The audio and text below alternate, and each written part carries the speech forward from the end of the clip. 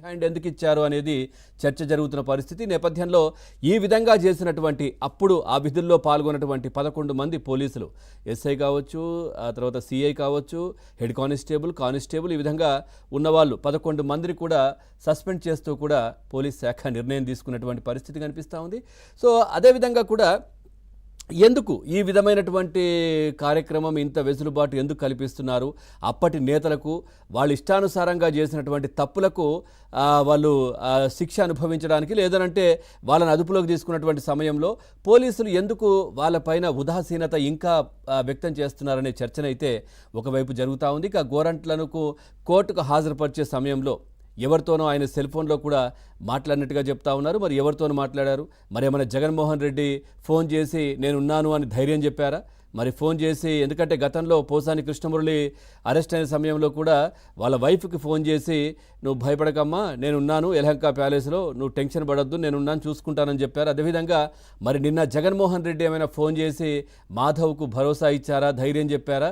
భయపడకు, నువ్వు భయపడబోయేమో, ఎందుకంటే నీకు పోలీస్ డిపార్ట్మెంట్ కావచ్చు, లేదంటే ఇవన్నీ కొత్తగా తెలిసినవే, మరి నువ్వు భయపడకు అని జగన్మోహన్ రెడ్డి ఏమైనా ఫోన్ చేసి చెప్పారా? మరి ఎవరు మాట్లాడింది? సకల శాఖ మంత్రియా? లేదు అని అంటే మరి ఎవరు మాట్లాడారు? మరి జగన్మోహన్ రెడ్డి కాకుండా ఇంకా ఎవరు మాట్లాడి ఉంటారు? లేదనంటే ఈయన ఎవరికి ఫోన్ చేసి ఉంటారు? ఆ హుటాహుటిన అప్పుడే అక్కడ ఉన్నటువంటి వైసీపీ నేత పరిగెత్తుకు రావడం, గోరంట్ల మాధవ్కు ఫోన్ ఇవ్వడం, మరి ఏం జరిగింది, ఎవరితో మాట్లాడారు అనే అంశాన్ని కూడా చూస్తున్నటువంటి పరిస్థితి. ఖచ్చితంగా దీనికి సంబంధించి గూగుల్ టేక్అవుట్ ద్వారా కూడా ఎవరితో మాట్లాడారు, ఎక్కడి నుంచి కాల్ వచ్చిందనేది కూడా ఆ సమయంలో తెలుసుకోవాల్సినటువంటి అవసరం ఉంది. ఇక ప్రస్తుతం ఈ వీడియో ఏదైతే ఆయన మాట్లాడినటువంటి అంశం సోషల్ మీడియాలో కూడా చాలా వైరల్గా మారినటువంటి పరిస్థితి. ఇంతకీ గోరంట్ల మాధవ్ ఫోన్లో ఎవరితో మాట్లాడారు అనేదే ప్రధానంగా చర్చ జరుగుతూ ఉంది. ఇక మాజీ కాకీకి తాజా కాకీలు ఎందుకు సపోర్ట్ చేశారనేది కూడా ఇప్పుడు చర్చ జరుగుతున్నటువంటి పరిస్థితి. ఈ విషయంపై సీరియస్ అయినటువంటి పోలీసు ఉన్నతాధికారులు విచారణ జరిపి 11 మంది గుంటూరు పోలీసులపై సస్పెన్షన్ వేటు కూడా వేశారు. వీరంతా విధి నిర్వహణలో నిర్లక్ష్యంగా వ్యవహరించారని విచారణలో వెల్లడించినటువంటి పరిస్థితి కనిపిస్తూ ఉంది. ఇదంతా ఒకవైపు అంటే ఇప్పుడే కాదు, గతంలో కూడా మనం చూసాం. బోరుగడ్డ అనిల్ జైల్లో ఉన్న సమయంలో కూడా అరగంట ఆయనకు తెలిసినటువంటి ఆయనకు ఎవరో చిన్న పిల్లాడు ఆయన దగ్గరకు వచ్చి, బంధువు స్టేషన్లోనే ఆయన ఒళ్ళో కూర్చొని చిన్న పిల్లాడు ఒక గంట సేపు ఆయనతో ఆడుకొని వెళ్ళినటువంటి పరిస్థితి ఆయన జైల్లో ఉన్న, అదే ఆయన పోలీస్ స్టేషన్లో రిమాండ్లో ఉన్నటువంటి సమయంలో. అట్లాగే జైల్లో కూడా ఆయనకు రాచమర్యాదలు అందాయి. అదేవిధంగా కోర్టుకు తరలిస్తున్నటువంటి సమయంలో బిర్యానీలు పెట్టించడము, నాకు బిర్యానీలు కావాలంటే ఆ విధంగా ఆయనకు రాచమర్యాదలు పోలీసులు చేసిన పరిస్థితి జైలు అధికారులు. సో ఇంకా ఇటు మనం చూస్తే ఏదైతే మాజీ ఎంపీ నందిగాం సురేష్ ఆయన రిమాండ్లో జైల్లో ఉన్నటువంటి సమయంలో ఆయనకు ఫుల్ సూట్, అంటే ఈ సమ్మర్లో వేసుకుంటుంటారు చాలామంది, కింద పైజామా ప్యాంటు పైన ఉన్నటువంటి షర్టు ఒకే రకమైనవి, అట్లాంటి బట్టలు కూడా ఆయన వేసుకునే వెసులుబాటు కల్పించారంట. అట్లాంటి వేసుకొని సరదాగా తిరిగేవారంట చాలామంది చెప్తుంటారు. కూటమి నేతలు కూడా మాట్లాడారు ఇంతకుముందు కూడా. సో ఆ విధంగా ఆయనకు, ఆ తర్వాత వల్లభనేని వంశీ ఆయనకు కావాల్సినవి ఆయనకు చూస్తున్నటువంటి పరిస్థితులు కనిపించాయనే మాటలు.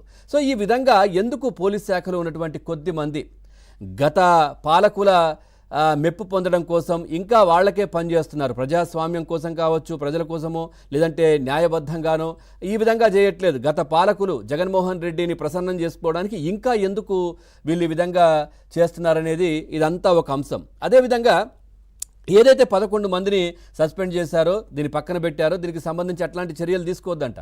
నిన్న ఆ బియ్యం దొంగ అని చాలామంది చెప్తూ ఉంటారు. అంటే బియ్యం ఆయన దాంట్లో ఆయన గోడౌన్లో బియ్యం పోయాయి, దానికి సంబంధించి డబ్బులు కూడా కట్టారు ఈయన బియ్యాన్ని కాజేశారు, పేరుని నాని ఆయన భార్య అని చెప్పి కూడా కూటమి నేతలు మాట్లాడుతూ ఉంటారు. దానికి సంబంధించి కేసుగా వచ్చి ఇవన్నీ నడుస్తూ ఉన్నాయి. ఆయన కూడా నిన్న వచ్చి మాట్లాడడం, సో ఇదంతా ఏదో ఆ విధంగా అవసరానికి వాడుకొని ఆ తర్వాత ఈ విధంగా చేయడము, సస్పెండ్ చేయడము, అందరూ జాగ్రత్తగా ఉండని పోలీస్ డిపార్ట్మెంట్ కూడా సో జాగ్రత్తగా ఉండాలి, ఏదో వాళ్ళని ఇంకా రెచ్చగొట్టే ప్రయత్నం, వాళ్ళని ఏదో ఇబ్బంది పెట్టే ప్రయత్నం చేస్తున్నారు ఈయన.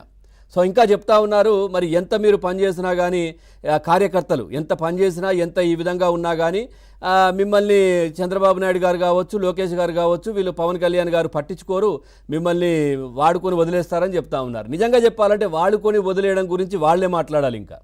ఎందుకంటే మనం చూస్తూ ఉన్నాం కదా జగన్మోహన్ రెడ్డి పద్ధతి. సో ఈ విధంగా ఉసిగొల్పడం, ఈ విధంగా అల్లర్లు సృష్టించడం, దాంట్లో సమిధులైనటువంటి వైసీపీ నేతలు కావచ్చు, కార్యకర్తలను నట్టేట ముంచినట్టుగా వదిలేసి యలహంక ప్యాలెస్కి వెళ్ళిపోవడం, సో ఇంకా వాళ్ళే మాట్లాడాలి ఈ విధంగా వదిలేయడం గురించి, ఈ విధంగా చేయడం గురించి అనే చర్చ కూడా జరుగుతున్న పరిస్థితి కనిపిస్తూ ఉంది. ఓవరాల్గా ఈ అంశానికి సంబంధించి మనం చర్చలోకి వెళ్దాం. చర్చలో పాల్గొంటున్నారు బీజేపీ పార్టీ అధికార ప్రతినిధి పెద్దిరెడ్డి రవికిరణ్ గారు లైవ్లో సిద్ధంగా ఉన్నారు. నమస్తే.